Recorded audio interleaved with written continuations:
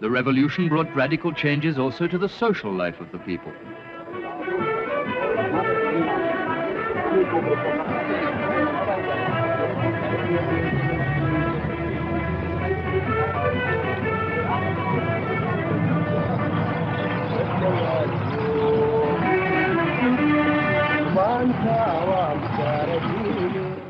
A rural development campaign based largely on student-teacher volunteers and backed by the slogan, "If you know, teach; if you don't know, learn," was one of its major achievements. Never before had city and country dwellers made contact in such a way. This unprecedented drive against illiteracy bridged the social gap of centuries, bringing mutual understanding and a sense of common purpose to the far-flung peoples of the nation. The Rural Development Campaign had a second purpose besides, the teaching of health and basic hygiene. Nothing remotely like it had ever been tried before. For the first time in their history, the Somali peoples were brought together as a whole, not as rival clans or factions, but as a nation, eager, from these small beginnings with the reading and writing of their mother tongue, to grow and prosper for the common good.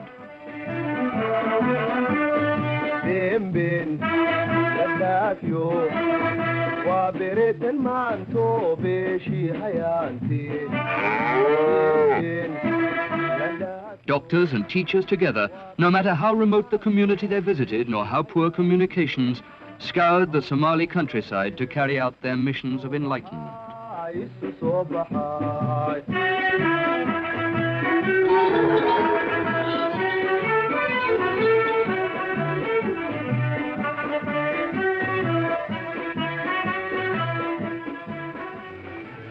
For the campaign, the entire nation was mobilized. Its every resource, both human and material, were drawn upon.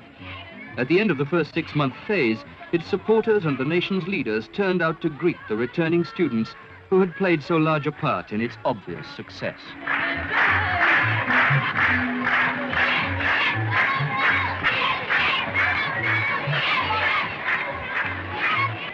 It was time to acknowledge that this was also the first time the nation had benefited from the collective energy of its young people, of its students, who would be among its leaders tomorrow.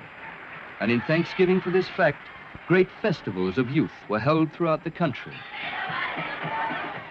In Mogadishu, President Siad himself attended these festivals, presenting medals and scrolls to all who had distinguished themselves over the grueling half-year.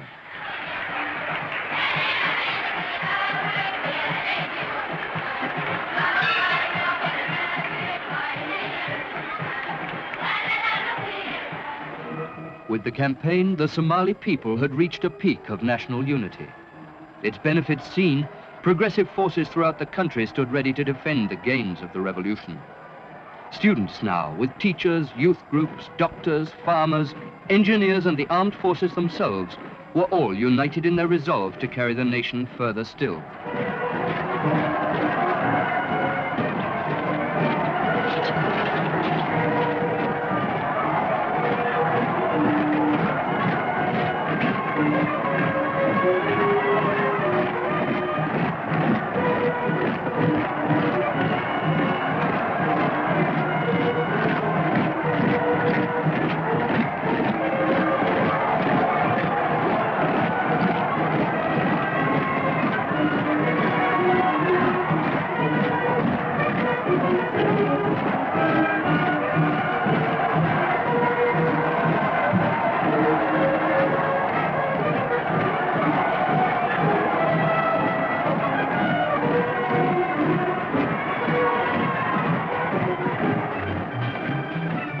Now publicly accepted as active participants in their country's struggle, the nation's youth celebrated with colorful displays of their achievements and their future hopes.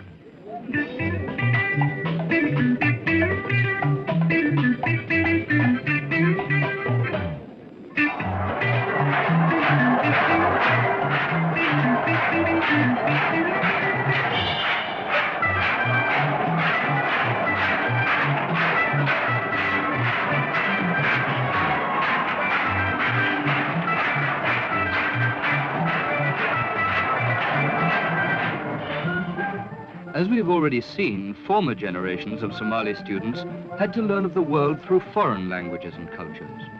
Today, they are taught, up to the secondary level at least, in Somali. With government prompting, a Somali alphabet was agreed in 1973, enabling the first Somali books to be published for use in primary, intermediate, and secondary education. At last, the young could learn of and take pride in the culture and history of their own country.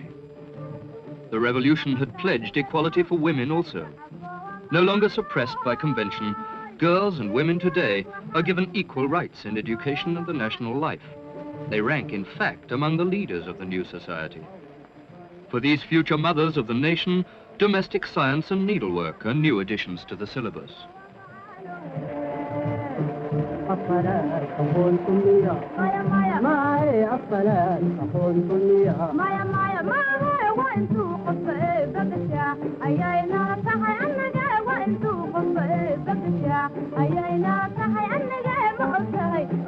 And the educated woman is important for another, equally fundamental reason.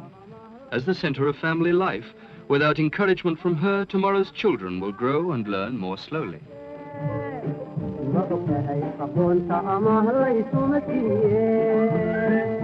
Any country without a national university will have problems in carrying out development projects on its own. They just won't have the skilled technicians. Accepting this as self-evident, an early task of the revolution was to endow a first-class university with faculties chosen to meet the country's specific needs. And their doing so bore fruit. Many of Somalia University's graduates today have already played leading parts in countless development projects of national importance.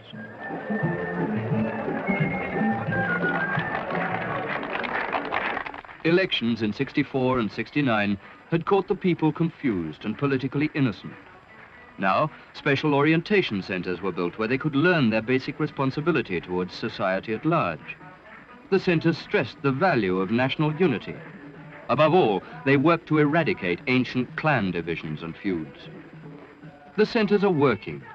People of all kinds gather here to discuss their problems, seeking and offering solutions on the basis of each other's experience.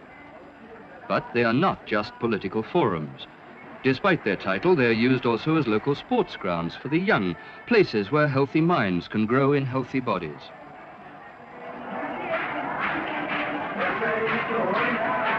And whoever they be, every person who comes to a center will find a platform on which to express his or her views. Universally adopted, they have become the community centers of the nation. And then in 1973, the land itself came under attack. Huge moving sand dunes had rolled in from the coast to threaten the fertile southern farmlands of Shalambod. From its earliest days, the revolution had tried to contain them, but despite willing volunteers, its resources were limited. Something had to be done, something definitive, something on a national scale, and plans were drawn up for the battle ahead.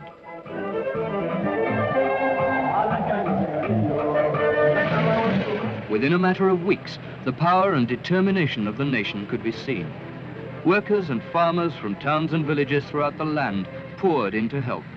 At their peak, they numbered 11,000. Their scheme was unique, so simple and cheap that it bordered on genius. Drought-resistant scrub and cacti were brought in.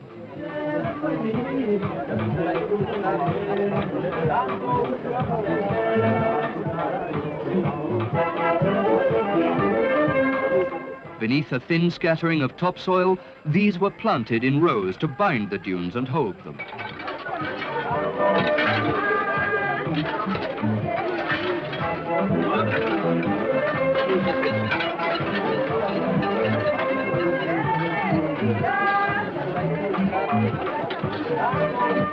Foreign experts advising the government at the outset had costed the problem's solution in millions. Millions Somalia never could afford. Today, these same experts come here to Shalambod to marvel and study in their own turn. The dunes have been halted in a mere few months, proving the old proverb, wherever there's a will, there's always a way. The sands were beaten, but nature was cruel, attacking immediately from another flank. Now it was the nomads' turn to suffer. A blistering drought hit the country's northwest. Trees were blasted, the earth parched. Livestock died, and the people with them.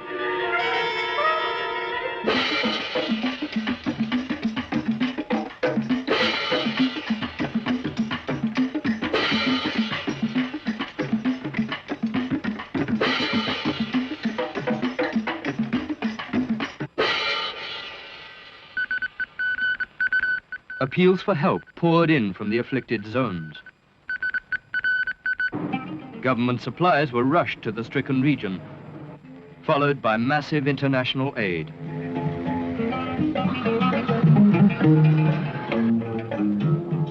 Throughout the disaster zone, relief camps were set up and clothing, food, medicine and vital water provided.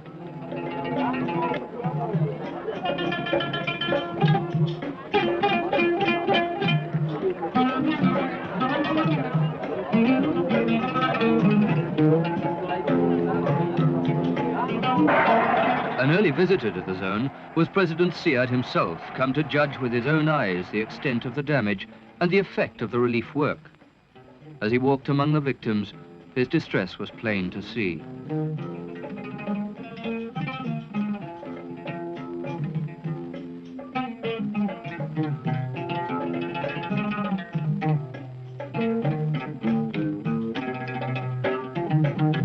In his mind, an old dream became a firm decision.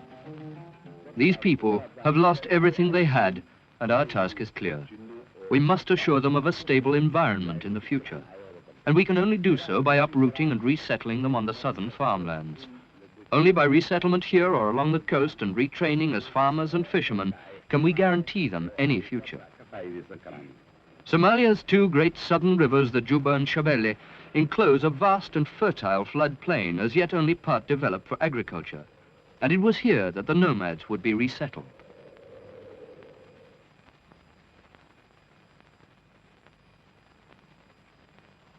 The operation was far from easy. 120,000 people had volunteered to make the move and traveled from the relief camps to a central dispersal point in the north. From here, they would be transported to their new homes in the south and east in one great move by road and air. For the future farmers were settlements at Kurtemwari, Sablale, and Dujuma. For the fishermen at Brawe, Ail, and Abdale.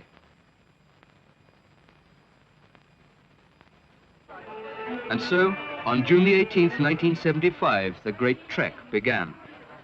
Families who had somehow saved their homes from drought and earlier moves dismantled them.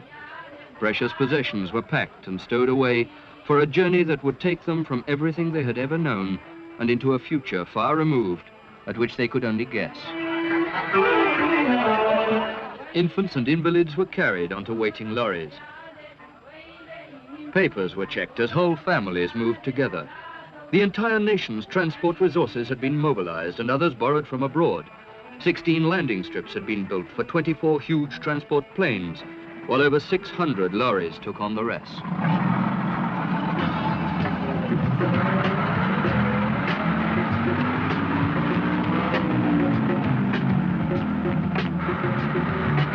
In lorry after lorry, covering hundreds of miles, the new farmers moved south. Within days, the first arrivals reached Kurtemwari, and local people turned out by the score to greet and welcome them to a new life far removed from the old.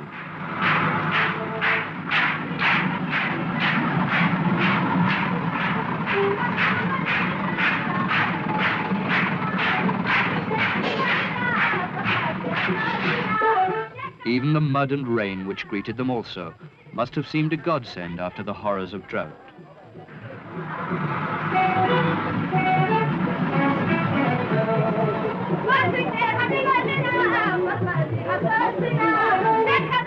Neat rows of tents stood ready and waiting as temporary accommodation for those whose houses had been destroyed back in the north.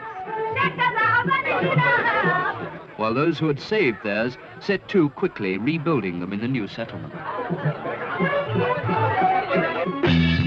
Meanwhile, the future fishermen were also on the move, southwards and east to their new homes along the coast.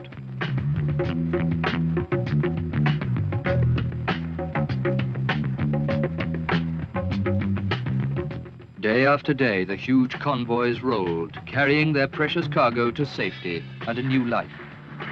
The first arrivals in Adale. Wherever the refugees went, they met with the same warm reception.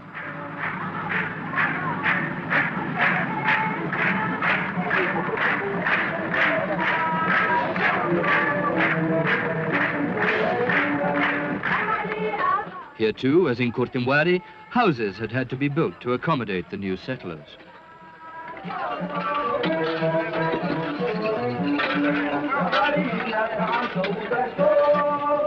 And no sooner had they settled in than schools started for the children.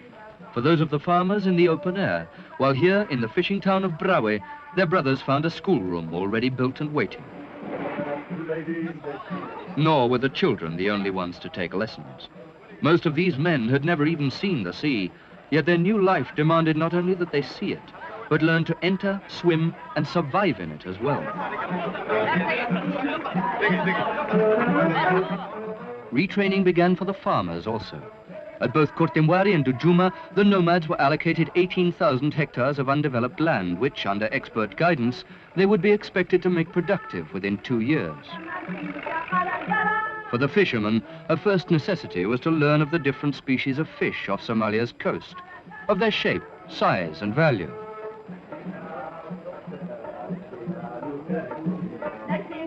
While the farmers learned of the best crop strains to plant in a given soil.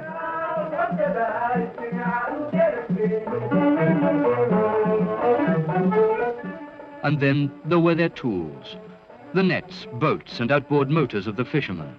Without knowledge and care of these, however would they survive? Fishing is one thing, showing instant returns. Farming is different, needing more time and repaying its errors far more harshly. Here, patience and great thoroughness in preparing their land were the lessons the new farmers had to learn.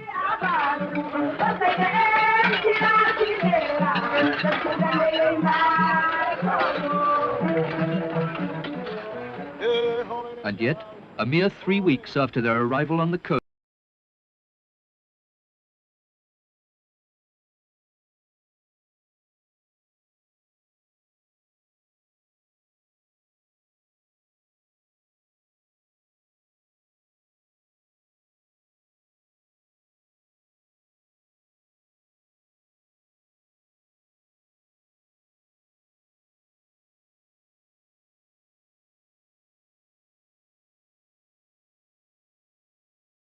Somalia is a member country of various international groupings, among them the Organization of African Unity, the Arab League, and the Organization of Non-Aligned Countries. Today, it speaks as a voice in the world at large, a voice to whose views on international relations and foreign policy the world pays ever-increasing attention and respect.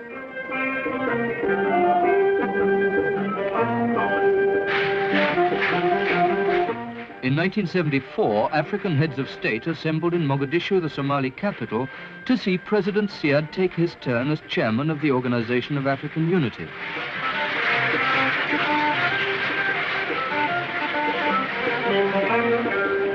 In his opening speech to the summit meeting, the president talked at length about Somalia's domestic and foreign policy since the revolution.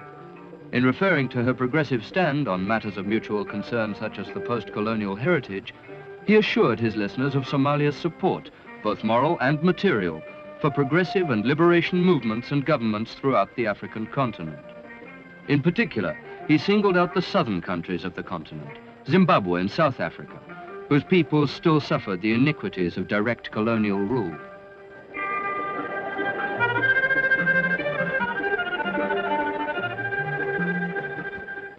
June the 8th, 1976. This was the day on which the Supreme Revolutionary Council endorsed the creation of a new civilian socialist party to which it could confidently entrust the future government of the Somali nation. It was to be a socialist party of national consent. Such an experience was totally new to Somalia, and yet after so many years of struggle, development and achievement, the SRC was satisfied its job was done and the time had come to relinquish military rule. In their resolution to this effect, they thereby fulfilled their final pledges of the first and second charters of the revolution.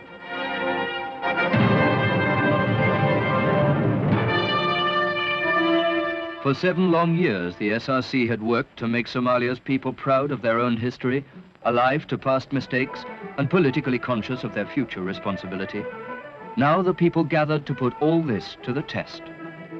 It was the first time that delegates from all sectors of the country's life had ever met to have a say in the nation's future. Over 3,000 of them, workers, young people, women, all proving in their speeches just how ready for their new role they were, and how willing. Now President Siad asked for nominations to the Politburo and offices of the new party. By a unanimous show of hands, he was himself elected Secretary General, and so the other officers were likewise voted into being.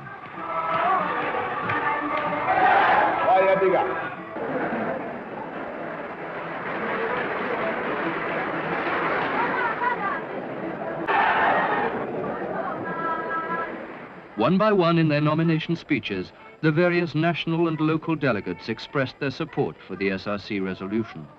The party's foundation was voted on and approved, together with all its principal officers. In all, 5 members of the SRC were voted onto the new Politburo. Vice President Ismail congratulated the delegates on their democratic conduct of the election and their willing assumption of responsibility. For his part, as leader of the October Revolution, President Siad was awarded a specially cast medal from the Somali people.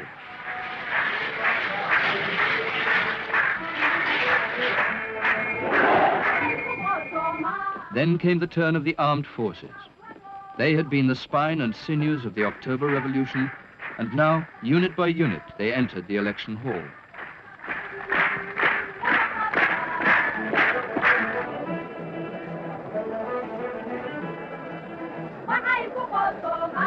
One by one, their officers pledged their loyalty for the newly elected Socialist Party and assured the new civilian government of their unqualified support as the nation moved onward toward the achievement of its next goal, the creation of a unified, democratic nation, fit and ready to take its full part among the progressive peoples of the world.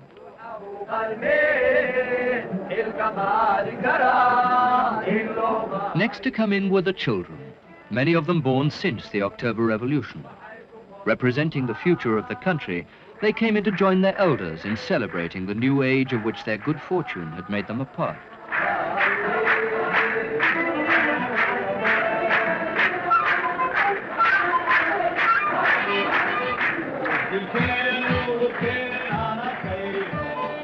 In his closing speech for the day, President Siad spoke proudly of the delegates' evident spirit, sincerity, and of their obvious will for national unity. And he had also a special word for the children present, promising them that the new party would see them through to still better times in days to come. Hero of Somalia medals were then presented by President Siad to every member of the outgoing SRC, who had fought with and steered the revolution since its beginning in 1969. One by one, the members of the former government received their medals from the president. Finally, in his turn, the president received the same medal for his part also in the revolution.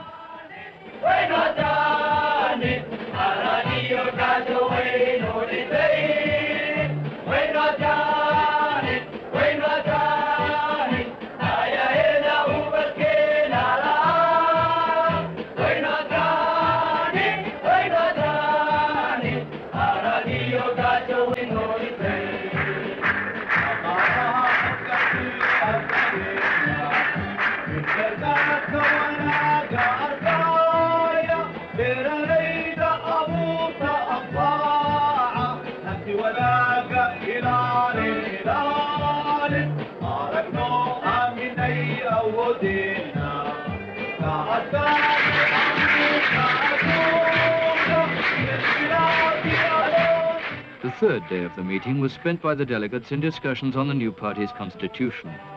In his closing speech, President Siad added his voice to those of many others when he stressed those clauses in it that made it a living part of the continuing drive towards full national unity and progress.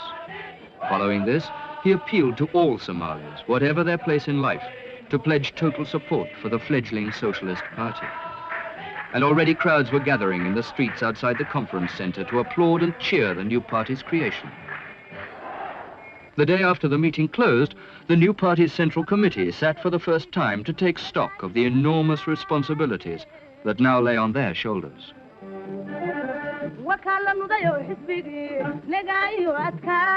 In the streets and public places of Mogadishu and other cities, people were turning out by the thousand to demonstrate their support. To one such rally in Mogadishu, President Siad came out to speak. He said how glad he was to sense their genuine enthusiasm for the party.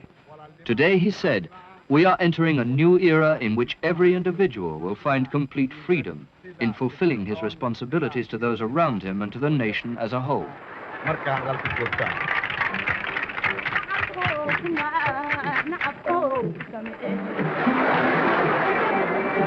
No sooner had the party been legally established than political orientation courses were started for party members.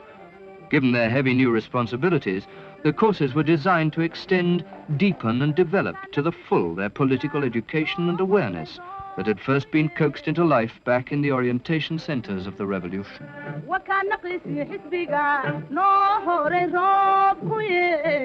At a major press conference, the Minister of Information briefed all foreign correspondents in the country on the background, formation and purpose of the party. We felt it was time, he said. Our nation is ready now and able to support such a movement. At the same conference, he answered questions on the new constitution, pointing out details of its social and economic clauses. To a question on its origins, he reminded his audience that the answer lay in the mandate of the Somali people.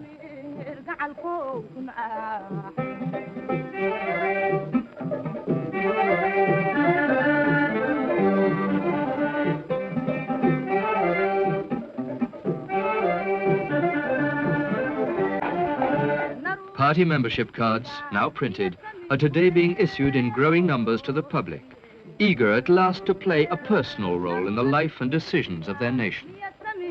And so the Somali people have crossed the threshold of a new future. For them, as for others, sunrise is a symbol of hope. And from this time forward, they will know and be sure that every single day will bring a new dawn of achievement.